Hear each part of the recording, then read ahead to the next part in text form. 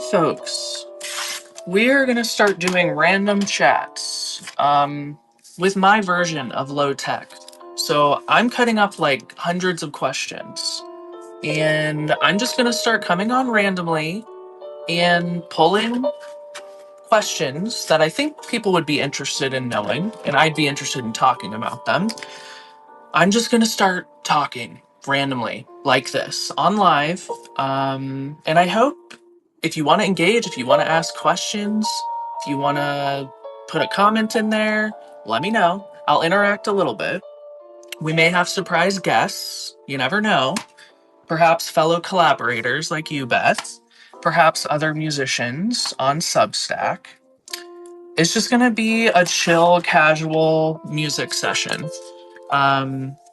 If you are new here, which I doubt you are if you're hopping on right now, I am David Levine. I'm an independent classical musician, self-proclaimed amateur, and I published one album already and some other stuff on the way. And so I realized, like the other day, I'm sort of like, I know what I'm doing. I used to not know. I used to not know how to record music. I used to not know how to publish, distribute physically, digitally, um, build a community, and just engage with people. I really didn't know how to do all that. It didn't come easy. I'm sure you are very understanding of that. And so now here we are, over a year later, and me really in the trenches of recording and producing, distributing music. I have a little graphic here. This is like low effort for me. Normally, I'd be doing this digitally on a live stream through tech, and it's complicated. I don't want to do it anymore. I want to do low effort, casual, chill vibes, and that's what we're gonna do. So again, what I'm doing now is I'm literally cutting hundreds of questions. I've already chatted with a few fellow musicians here on Substack, and I know that they would be interested in jumping on with me someday. So that'll happen. But for now, it's just going to be me. We're just going to be randomly talking topics. So let's actually pull one now. Okay, this question is ambient versus active.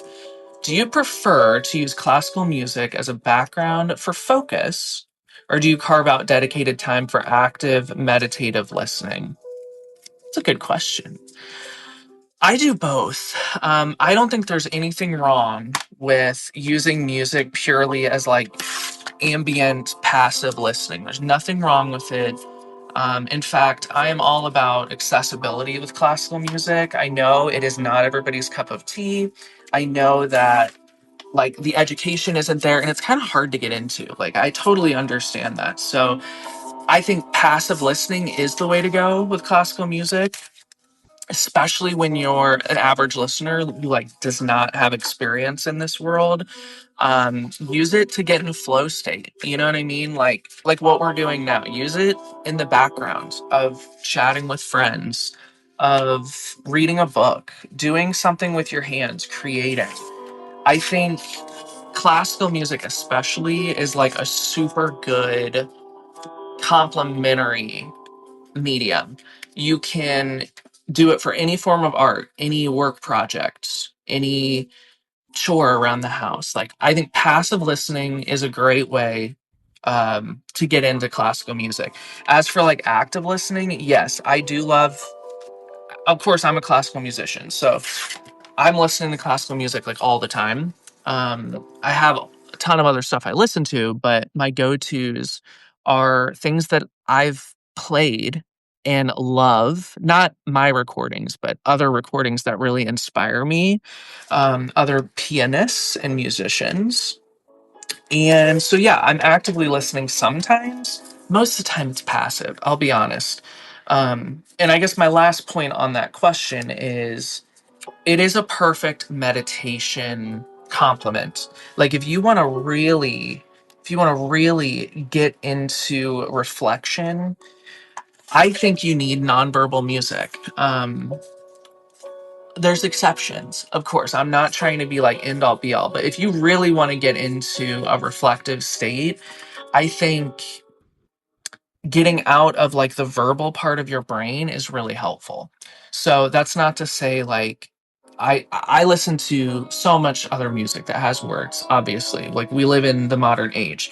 But there's nothing wrong with kind of being bored, kind of not having the story given to you and having to apply a story, be creative and imaginative with it. Like there's value to that. And I think it does bring you to a reflective, meditative space that I don't think is always possible if you're given the story, if you're given that through words. Does that make sense?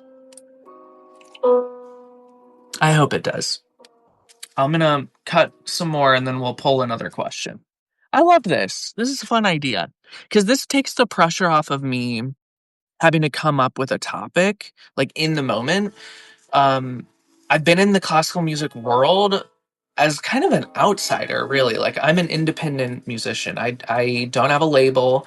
I have never really been taught professionally or through an academic setting. So yeah, like I'm really an outsider with the classical music world. And that's crazy to say because I have an album out and one to come with a single coming. So all that to say, it's pretty wild to like have to market a CD and publish it, record it. There's so much expertise that I didn't realize I've developed. So I want to share that over the next few months. I don't want it to be my main thing that I talk about, but like I will be sharing things that I wish I knew. I'm going to be sharing about how did I record stuff? What tech do I use? What software? What distribution company do I use to distribute my music independently as a classical pianist? What software do I use to do all of my cover art, my marketing, just all the things? There's so many random things that I don't think a professional has to think about because they have management, they have a label that's doing that for them. So, anyways, all that to say, like, I didn't realize, like, I've sort of become, I don't want to say an expert, but I wish I knew the things 2 years ago that I know now. And so I'm excited to share those. I'll sprinkle those in over the next few months. Okay, here's another random question. Discovery habits. Where do you usually discover new classical music? Is it through algorithms, film soundtracks, or just random exploration? I Okay, this is how I explore new music. I know of composers that I love. So Chopin, Rachmaninoff, Scriabin. I know these composers, right? Then what I do is I go on Apple Music or Spotify, YouTube, and I just look for that composer and I see what performances are out there randomly. Stuff that I know and stuff that I don't. I'm trying to get my brain in that space to be like, do I vibe with that? Do I not vibe with that piece? As a classical pianist, I'm also thinking, is that something I want to work on and perform later or not? So I kind of have two lanes as I listen to something new. That's really how I discover stuff. So some of my favorite music has been discovered through finding an artist I love, a pianist. So, like, for example, for me, one of my heroes is Mark Andre Hamlin. So I find him, and then I just go through his discography, which spans years and decades and all this stuff, and a bunch of random material that I've never heard of. And some of my favorite music today is from listening to that. So that's really how I do it. I don't seek out, like, algorithms aren't spitting out to me new classical music pieces. That's not really how I learn it. But if I was an average listener, I would probably be served playlists that have like a theme. So maybe like jazz bar, classical jazz, piano, and then I'd be served a bunch of stuff that's random. That's probably, if I was an average listener, how I would discover stuff. So how I try to produce my music in my albums is thematically. So I like to create like a theme, a story, an intent with that album. And I like to communicate and translate for like my viewers, my listeners, my newsletter subscribers. I just try to make it not academic and boring. I'm not saying like this is all of Beethoven's sonatas. That's boring. Like, even for me, I'm not going to seek that out, right? I would rather translate it and bring a story with it. So, for example, my first album, it was called Refuge. And the whole purpose is like, I don't want the average listener who probably doesn't know classical music titles and composers, I don't want them to not find my album because I'm not giving you a theme. I would rather say, this is a refuge, this is a safe haven to chill, to meditate, to reflect. That's how I do it. Like, basically, I'm creating a playlist as an album. That's how I'm thinking about that as an independent classical pianist. And you'll see in a few months as I roll out and start launching my next album, you'll see how I do that because I'm taking it to another level with this next stuff that I'm going to be revealing in a few months. Subscribers already know what it is, but you don't know how I'm going to do it, the full story, all that stuff. So I'm gonna be talking about that over the next few months, and I'm excited. I'm excited to kind of step away from the piano just a bit and just talk more. I'm really my main goal. I'm really hoping to make classical music super accessible, super enjoyable and inspiring.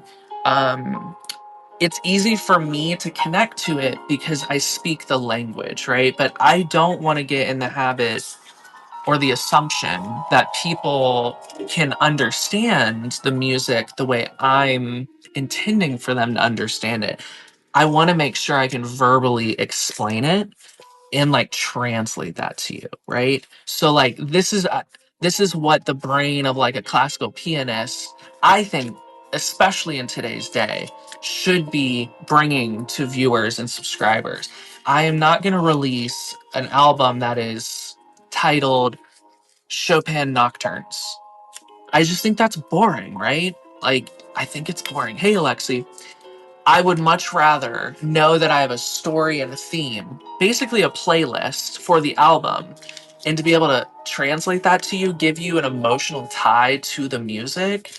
That's what I want. Like, I don't want to bore people. I also want to be discovered, right? So, if I'm thinking about the average listener, how would they discover me if my album was called Chopin Nocturnes, right? Like nobody's searching for that. I just have to be honest with myself about that. So, anyways, I'm excited. I'm really proud of myself, to be honest, with some of the stuff that is going to be coming out in a few months. I collaborated with my mom, Beth Anderson, on this next album. It is a very emotional, dark, introspective album. And I'm just excited because all the stuff we're going to chat about in the next few months as I randomly hop on lives, it's really to get me in gear and prepared to translate and talk about this music in a way that is exciting and accessible. So I hope that comes through. Okay, so anybody who's just randomly tuning in now in the middle of this video, I'm making a list of questions that I think people would want to know, an independent classical pianist to answer. In the next few months, again, I'm going to be having some random people pop on, maybe some fellow musician collaborators, maybe some fellow people on social media who are musicians and in this space. We're going to be just randomly casually chatting. This is not like a podcast. This is not planned, and I really don't want to add effort and stress to my life. You know what I'm saying? So that's why we're just going to pull questions out of a hat and give you legit, immediate answers from people who know what they're doing. I'm not trying to be arrogant. I really am not. But I wish I knew some of the things I do now when I started recording and doing live streams on YouTube, on TikTok.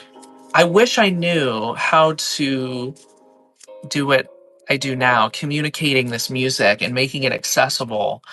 I wish I knew that then, right? And of course, it's taken me 2 years. It's taken me 30 years, really. But it's taken me this time in that practice, those 10,000 hours to figure this out.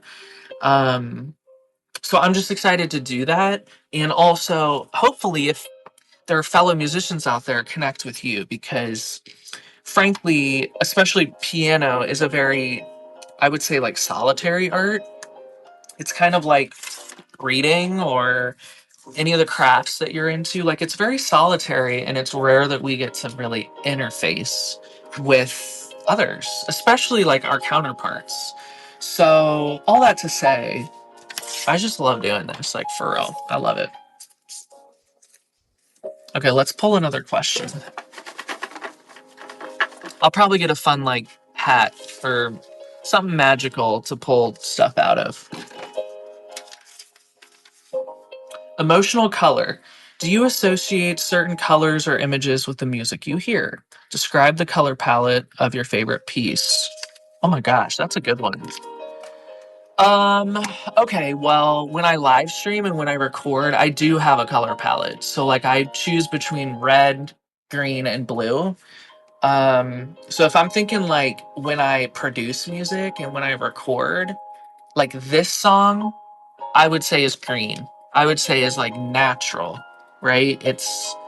It just feels, I don't know, like you're walking in a forest, right? So like when I'm playing a piece, especially when I'm preparing to record it and make it visually it's like stimulating for a viewer, I'm thinking about a story that I have in my head randomly. Like if you're reading a story and I'm thinking what color ties with that? Like if this song too, this is Chopin Nocturne, I think, what is this, 32-1? Yeah, I think this is 32-1. Anyways, yes, 32-1. This is green to me, and this is very natural as well. In fact, most of the songs on that album, Refuge, that we're listening to now, that is natural. I wanted it to be very like reflective, like a walk through nature. So I'm thinking of these stories as I'm playing, and it actually helps me with dynamics, with timing. It helps me present something unique, like my own interpretation, right? Alexi is asking, are you synesthesia? No, I don't. I don't have that.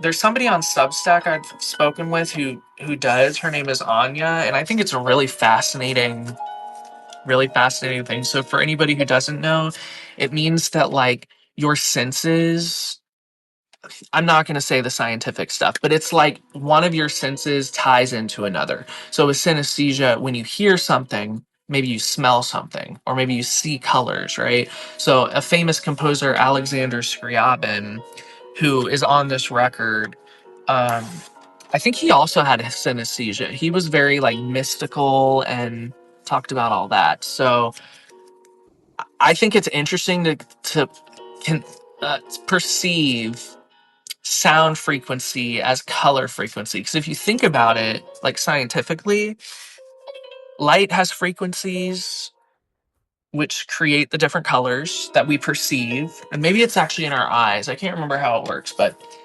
sound is all just different frequencies. It's just different sound wavelengths. It's all that we're listening to now. So it's really kind of fascinating. But no, I do not tie, my brain doesn't come up with colors or any other senses when I'm listening. I think the closest I get is like a normal thing where it's like I get chills when something is really emotionally, musically stimulating. Um, I will get full body chills, and I love that sensation. Like I think when you get that sensation during something, you're doing something right.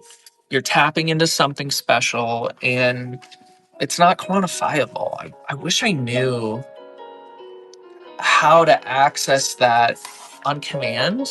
If I knew, like, I don't know, I'd be producing more music, really, and I'd be releasing more. Anyway, thank you for the question, Alexi. Appreciate it. Okay, let's pull another question. And I think I got like 100 questions in here already. And I'm excited too. Like in a few months, when I randomly pop on, I will have little collaborative chats on here. So it's going to be fun. It's going to be a lot of fun. Okay, breaking the ritual. What is one thing about the formal classical music world, concert halls, jargon, etiquette, that you wish was immediately changed to make it feel more welcoming? Oh my God. I could talk about this for like an hour. Um, Several things. So, to make it feel more welcoming immediately, I would say remove scholastic language from media that a concert hall puts out and from reviews. So, what I mean is, like, if I go to a concert, or excuse me, if I'm looking at what concerts I want to watch and go to and listen to, I'm even as a classical pianist, I'm gonna get bored if it's all about like really boring. It's like I'm taking a lesson at school. Like I think it needs to be less academic, less scholastic, and I think it needs to be more story based and emotion based. So for example, there's an artist who her name is Tiffany Poon on well, she's not online anymore. She's everywhere. She tours internationally. But she has releases and tour releases that are very ethereal, I would say. I think they're very nature based and it gives you a picture and a story of what she is associating all of her music with, all of her repertoire and set list. So it kind of forces you as a viewer and listener, whether you're listening to it online or deciding if you like want to go buy a ticket and watch the concert, it forces you to already be primed with the story of how she produced and selected and curated the music, let alone perform it and interpret it. So I think that is like a success story. That is how all modern music that is nonverbal, I think, should be. There's nothing wrong with like ambient, meditative, non-themed music. There's nothing wrong with that.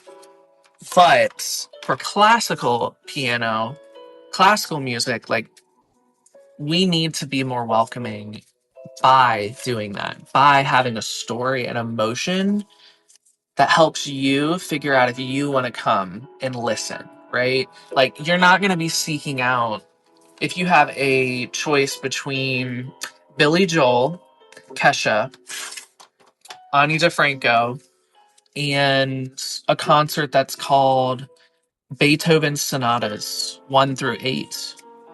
Are you gonna pick Beethoven Sonatas? Or if that concert, instead of being called Beethoven Sonatas, was called, I don't know, dark academia reflections with a piano. Like, doesn't that give you a vibe and a mood? I'm not saying you'd pick it over Kesha and all the others, right? But what I'm saying is, like, it at least stands a chance to be considered, especially for an average listener. And the classical music world kind of needs to wake up. They need to be less pretentious, they need to be less snobby, and again, less academic, less scholastic, because it turns me off. And like, I'm in the world of classical music, you know what I mean? So, like, we've got to be inviting for new people, for newcomers, and for just casual listeners. I know and have connected with so many people through my newsletter called Music Heals. It's been really eye-opening because it's at a deeper level than like my live streams were. It's very spiritual, meditative, and it's really all about the healing power of music rather than the music, if that makes sense. So, like, in the newsletter, I don't talk about my difficulties playing the technical stuff. I'm not even doing this on that newsletter. It's very much about the healing power of music, and it's more about how can I help you understand if you didn't know anything about piano. How can I help you get to that place where like you're in the meditation, right? Okay, Beth says it would be fun to hear about any drama behind pieces or relationship of composers or performers instead.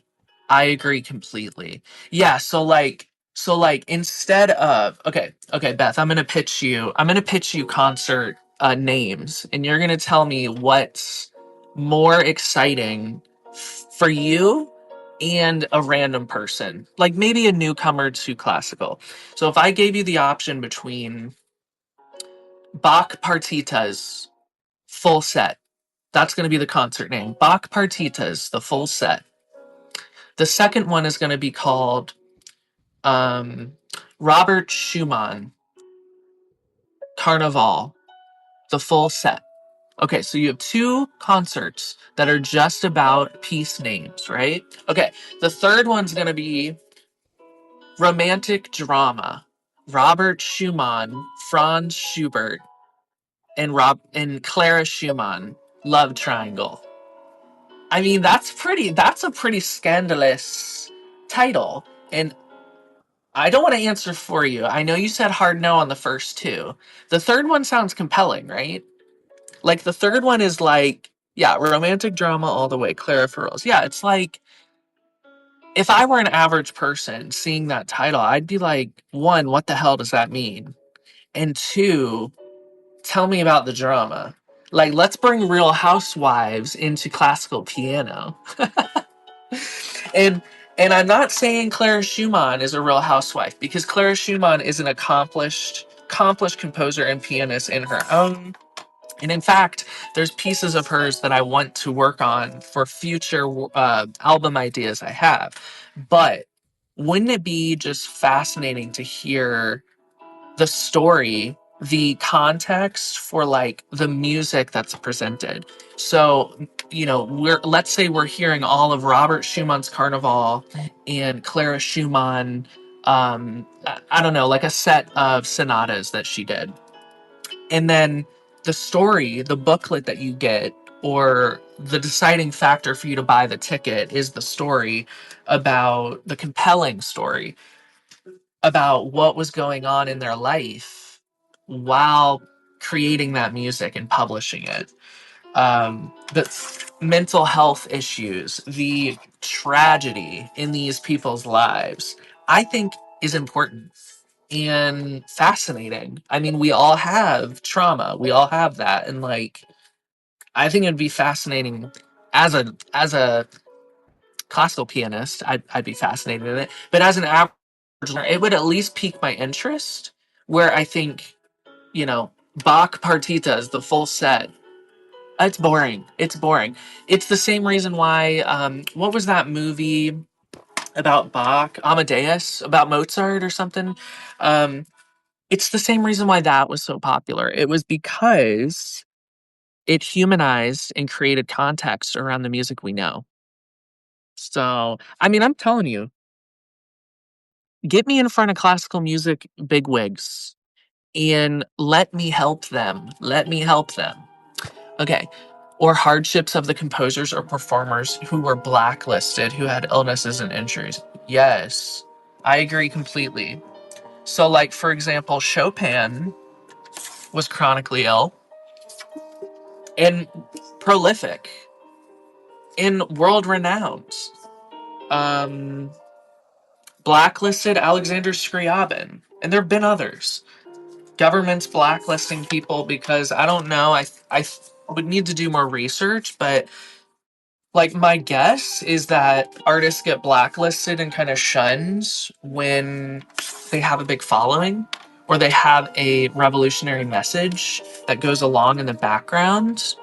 I think a government would want to shut that down, right? So, like, it is fascinating to think that Scriabin, who is on this record a little bit.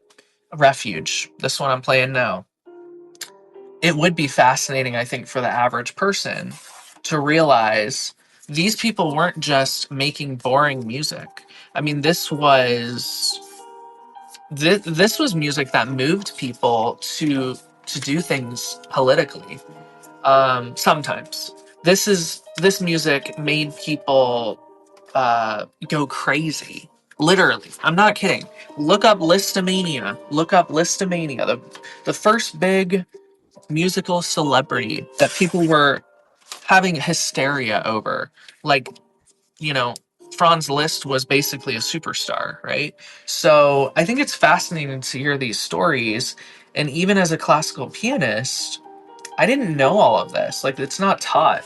What's really just taught is, well, and I shouldn't even say that because I wasn't in the academic world, so I don't know what's taught.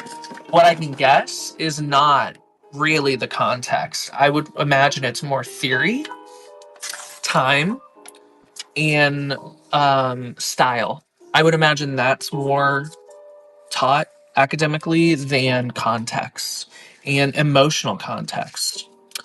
Beth says, or like Schumann injuring his own hands with a contraption to improve dexterity. That's so right. I forgot about that.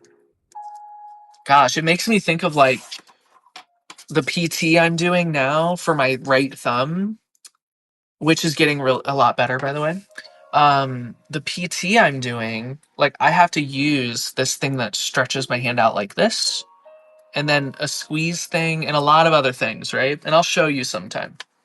But it made me think of that too. I was like, wait, am I going to injure my hand permanently by doing this? And then I realized, no, this is helping. So, Beth, how do you like this format? Like, it's chill, right? Tell me what you think as I pull another question. In fact, I'll just do this one I just cut. Defining success. How do you define success as an amateur independent musician whose primary goal is emotional connection, not critical acclaim? Oh my god, it's almost like I wrote these questions.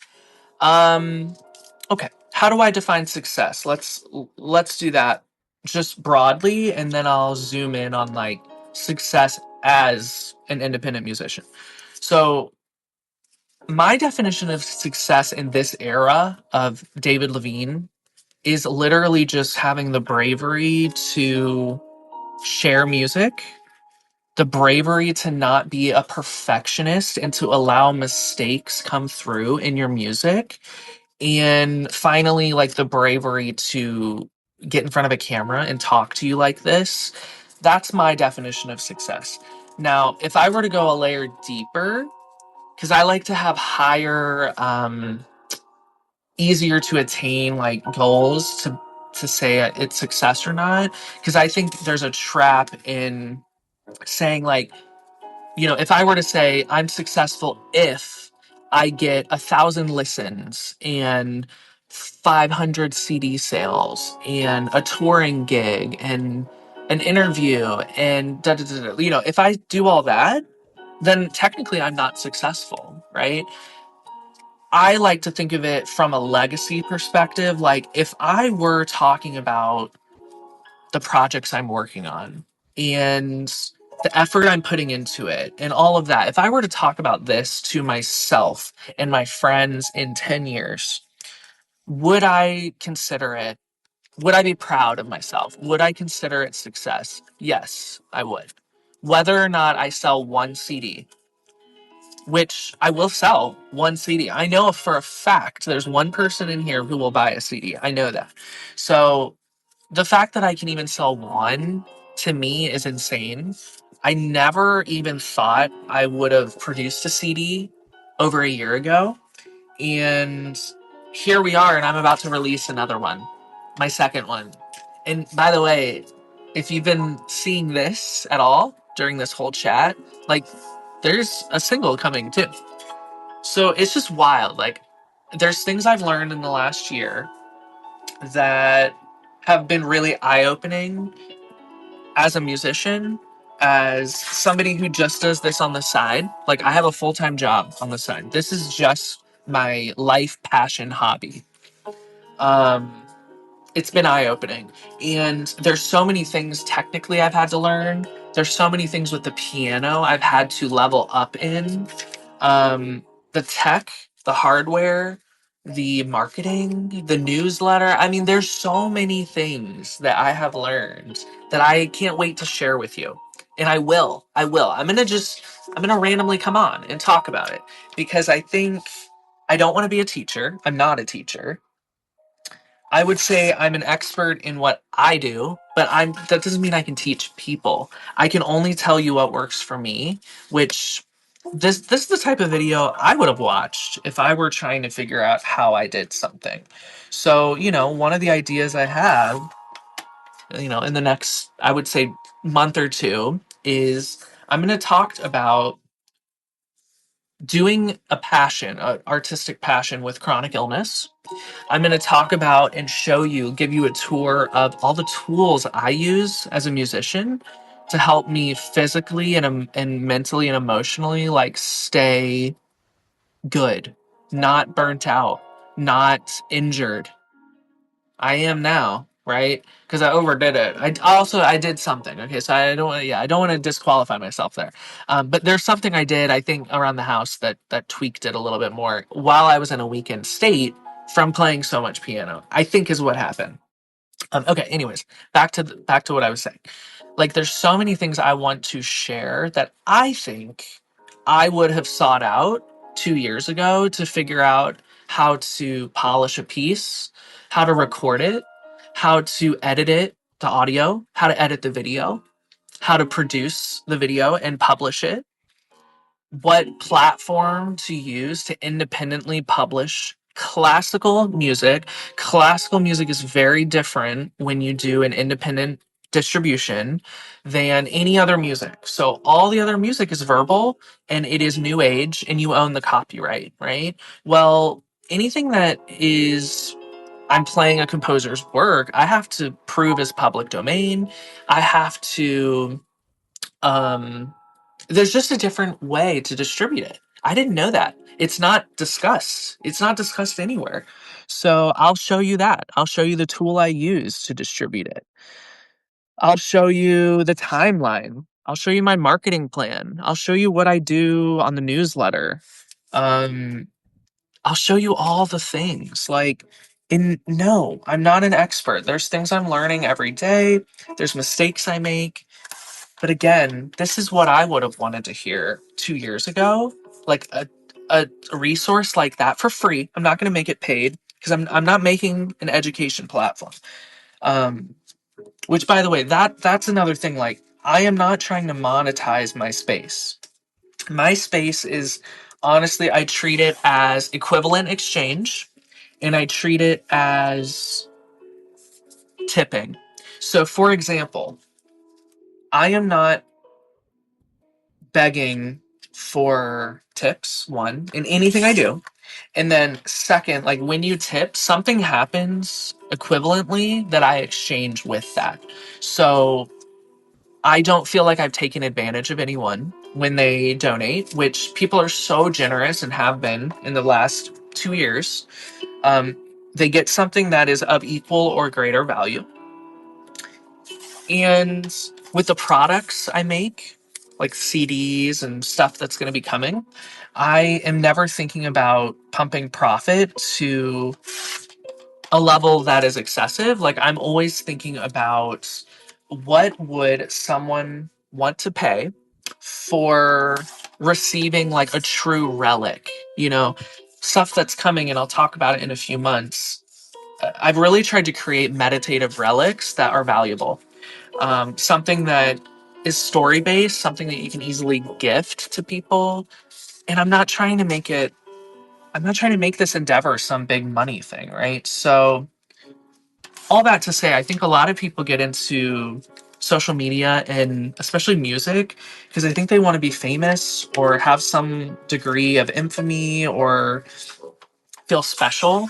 And, like, I get that, but I think it's better to hone your craft, be passionate, Create things that have a reason that you are compelled and inspired to make before you think money, before you think anything else. So everything I do on my newsletter, it's all for now donation based.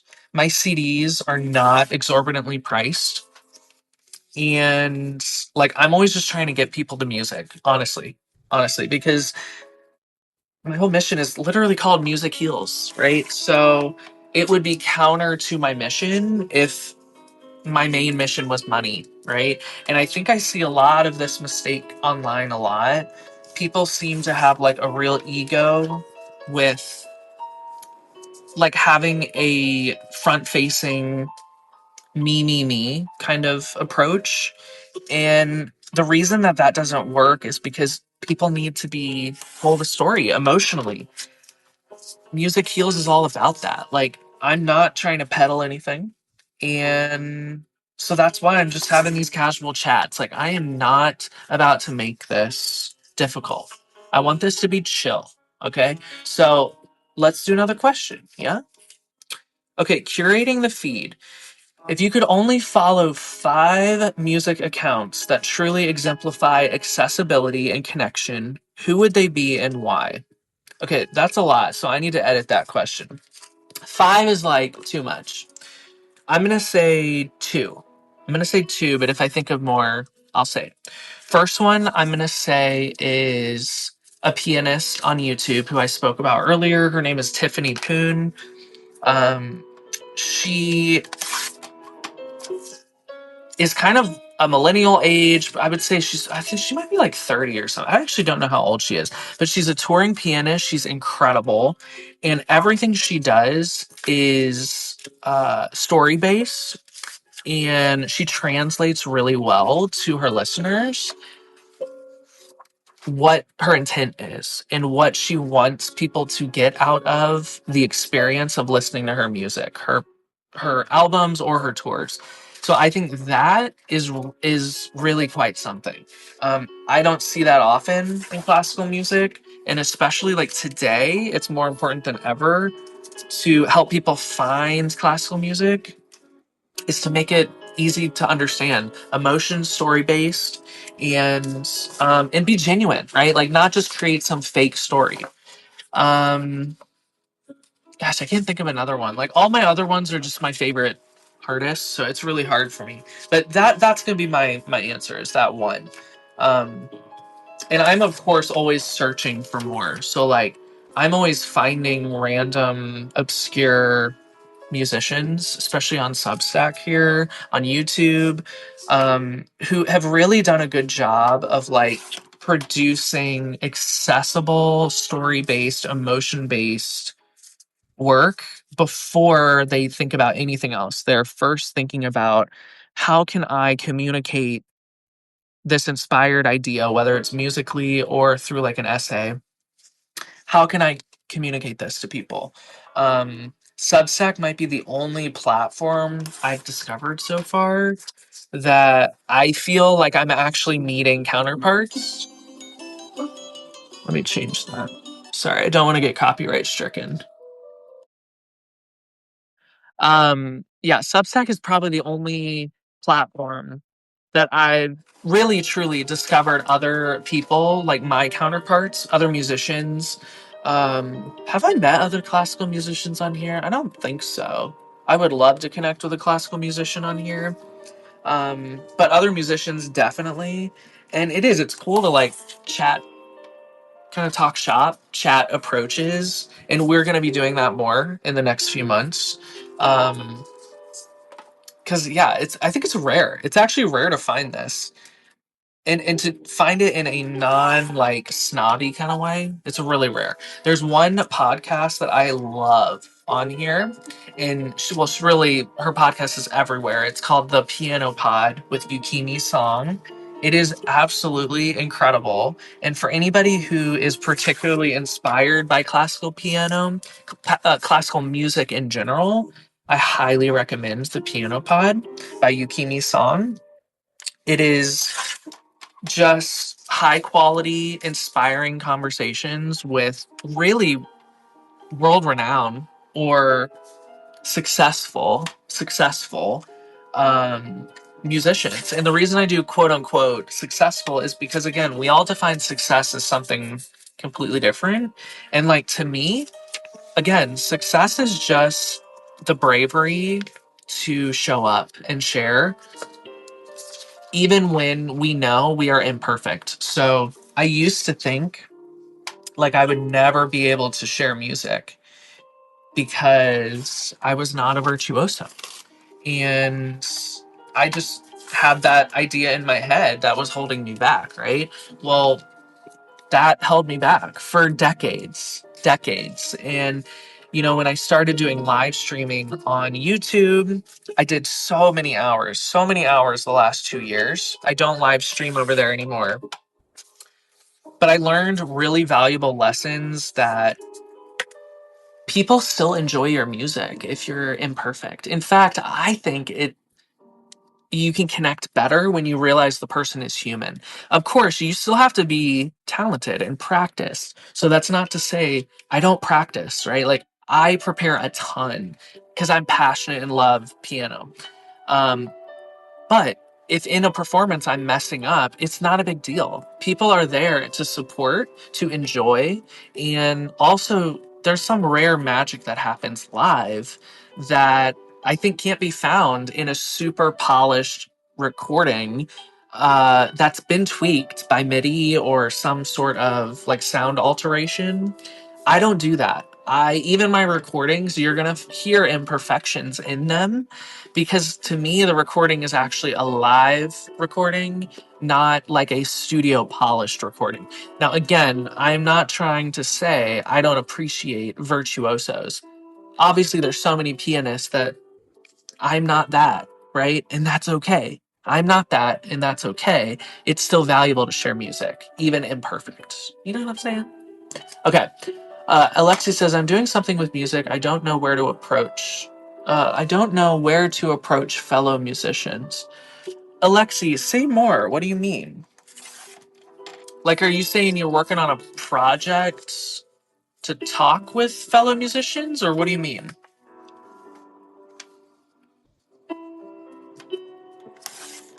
Say more. Say more. The composer dinner party. If you could host a dinner party and invite a deceased classical composer, who would it be and what would I serve them? Oh my god. That's fun. I love these questions. This is brilliant. I must look at all these questions. This is the stuff I'm going to be answering during random lives for the next couple months. I love this. Okay. The composer would obviously be Chopin. I'm addicted to Chopin. I've loved him since I was a teenager. Really, I've loved him longer than that. I just didn't know it was Chopin until I was a teenager. I would say, what would I serve him? I don't know, like some soup.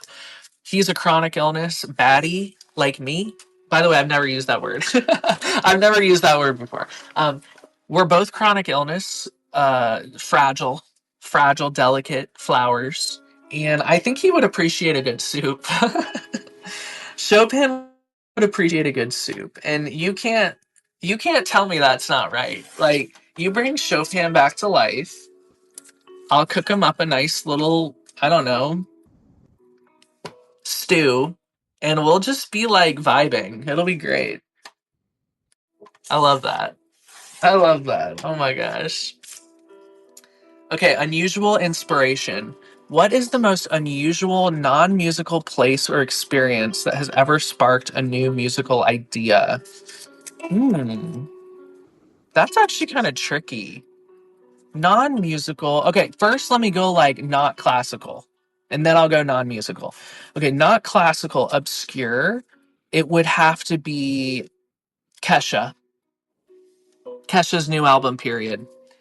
That was really inspiring. I think, my sister introduced me to this new album that she had produced, and I was really impressed with the production, the marketing, the sound quality. Like, I was really impressed with that album.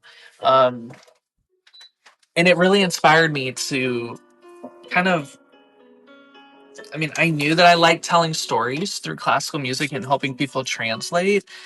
But that really helped me be like, oh, I need to have like a super defined story and be excited to talk about it to people. Okay, now let's talk about non-musical inspiration. I would say, I don't know, when I see people do like random crafts, I think that's really cool. I think it's amazing that people are creating stuff with their hands, stuff that they're excited by, and that's like really creative, by the way. So, like, for example, my sister does yarn stuff and a bunch of just random crafting that I think is just exciting and fun and just magical. I think people's doing watercolor paintings that are just like watercolor seems so easy, but it's not. You know what I mean? There's so many other things, like happy dog. A happy dog inspires me. Yeah. Guys, we're so close to finishing cutting all these. Okay, let me do another one. Hey, does anybody know this song?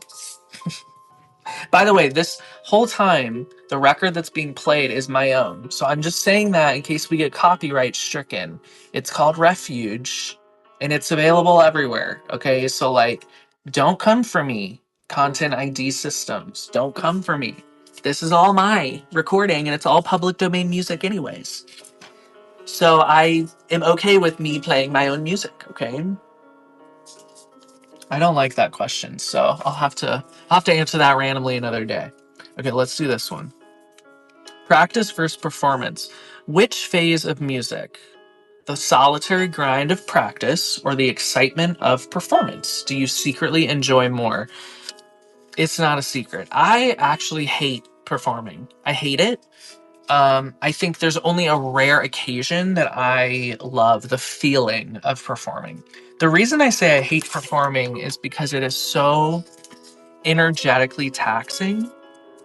It is so the nerves that you can't control, the anxiety, the preparation required for polishing your repertoire.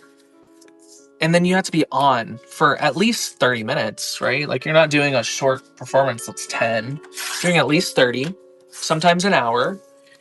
It's hard, man, it's hard. I don't perform often. My performances now are only two types. One of them is online, so it's very casual. The other, and I talk in between it. The other is in person at um, medical care facilities and memory care.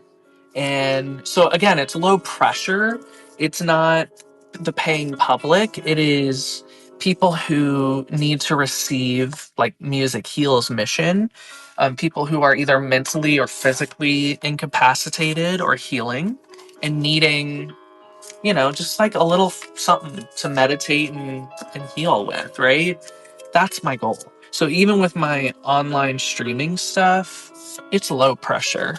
Like, I'm not making mistakes and beating myself up. I'm not preparing an exorbitant amount of time. And like once I especially get up from performing online, I just go about my day. Like I don't feel like it's an energy suck. Whereas when I'm doing an in-person performance, that's my whole day. 30 minutes of a performance is enough for me to be exhausted. And the rest of the day is about resting and taking care of myself. And that'd be true even if I weren't chronically ill, by the way. Um, some people are really excited by performance, but like, I don't know. I've never really had that. I really haven't. Guys, we have like 5 to go and then we're done. So I'm going to answer one more question. That's it. I'm answering one more question and then signing off. And this was fun. Again, I'm going to do this more the next few months because we're gearing up. We're gearing up, people, for releases. If you haven't noticed, we're gearing up for releases. So, all that to say, I am testing a few formats so that I can just talk with people more. Because honestly, like everything I've done in the past, it takes so much planning and so much work. This feels so natural to just pull a question and just chat about it. Like, I know what I'm doing. I have done 30 years of piano. I have been steeped in the world of classical music. I have frustrations. I have joys. I have tips, tricks. Like, I have valuable things to contribute to the conversation. And I'm excited to do that, share what I know. And I'm also excited to bring on other people on here, collaborators, fellow musicians, to chat the same type of stuff because we all have different expertise. And mine just happens to be independent classical piano production. So, yeah. Alexi is asking, do you dream music? That's a good question. I do sometimes. Um, when I dream music, it's probably because I have worked on it a lot and am thinking about it so much in preparation for something, whether that's for recording or performing. Um, I can remember like 3 times where I've woken up and remember, like, wow, I just straight up dreamed music. Now, on my next CD, Possessed, my mom, Beth Anderson, is a pianist as well. She's contributing some music, and she dreams music once it's ready to record. So I think that's really cool. We'll talk more about that in the future. Her name is Beth Anderson. Um, and you'll see her name and you'll hear her music in the future. But yeah, I think that's really cool. Like, that must mean the pianist knows the song is when you're dreaming it, because it means you're anticipating the entire song and ready to record. So that's how she approaches it, which I think is great. That's not how I do it, but we're all different, you know. Okay. One more one more question from the box, and then I'm gone. And this was a pleasure, everybody. This was a pleasure. Measuring impact. How do you gauge the emotional impact of a piece on your audience when all the platforms give you are raw numbers like streams, likes, all that? Love this question. Oh my gosh. By the way, I love this freaking idea. This is amazing. How do I gauge, what was it? How do I gauge emotional impact, I think? Yeah, measuring emotional impact. Okay. This is how I think about it. When I'm playing and I hear silence, absolute silence, but it's loud silence. When I can feel people are focusing, I know I'm doing something right. It doesn't happen all the time, but I can tell. I can tell. You know what I mean? When you get a chill or when you get in that flow state, that's when you're making an impact as a listener or a performer. This was fun. Later. See you again randomly. Bye bye.